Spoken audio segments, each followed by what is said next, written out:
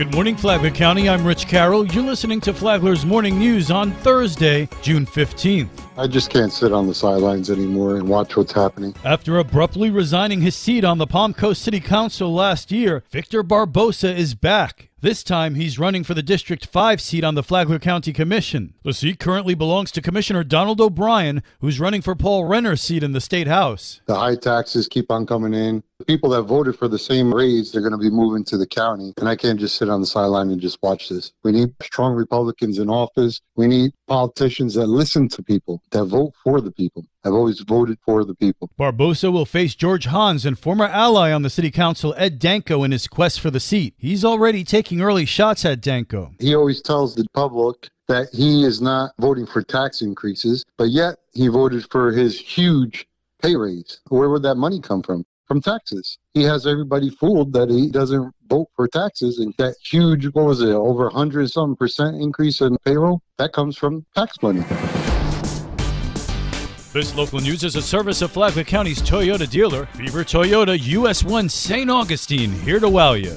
I'm in agreement with, I think, the majority of our council that we can't just open the door to having chickens across the board. That's Palm Coast City Councilman Nick Kloufis saying he doesn't want to see chickens in every backyard in the city. If they're permitted, Vice Mayor Ed Danko worries about home prices. Would allowing chickens in backyards increase the value of our properties or decline the values of our properties? Councilwoman Kathy Hyder fears allowing chickens would create a domino effect. Having chickens in backyards here in Palm Coast will create a nuisance. I think that it'll create a lot of pushback from residents that do not want chickens next door to them. It will also increase responsibility of code enforcement. Councilwoman Teresa Pontieri was the sole outlier in support of the idea. If you own your home and it's not a nuisance or you're not conducting anything illegal, that you should have great discretion as to what occurs in your home. So I think that this is a step in that direction, and there's incredible benefits to backyard chickens. Despite lots of negative sentiment on council, the city may enact a limited pilot program that allows some chickens. The issue could also be decided by voters in the 2024 election. From the WNZF Newsroom, I'm Amy Cherry. Deputies de-escalate a situation that could have had a very different outcome. The Flagler County Sheriff's Office arrested 19-year-old Mason Fink Tuesday night after threatening to kill his family and neighbors with a knife. When deputies got to Evans Lane, they heard loud screaming and banging coming from Fink with a shovel, banging on the neighbor's door and screaming he was going to kill them. Alpha 226 has got a shovel in his hand. Get out of here now! Get on the ground! Get on the ground! Do not move! Fink was eventually arrested and taken to the Sheriff Perry Hall Inmate Detention Facility. Sheriff Rick Staley remarked this case is a great example of what our deputies have to deal with when trying to arrest a madman trying to hurt them and others, and to have it end with no one hurt.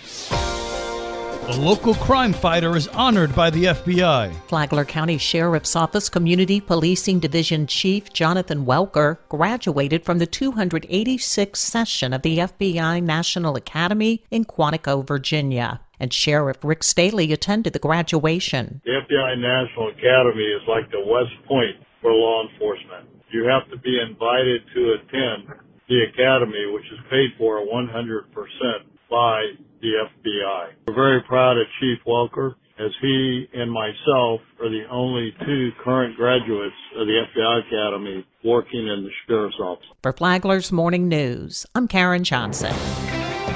Think positive. Teresa Rizzo said that with all she's accomplished, she didn't see herself doing all of that. With her husband, the late Joe Rizzo, though, she said she saw that she could do it. I am the person I am today because of him, because I was the machine, the shy little girl from North Carolina.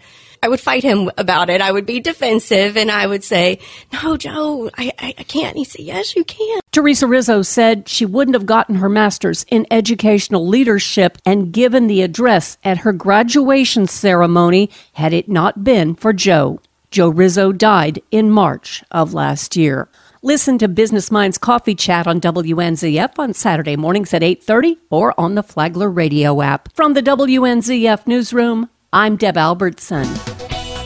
And now you're up to date on Flagler's Morning News. I'm Rich Carroll.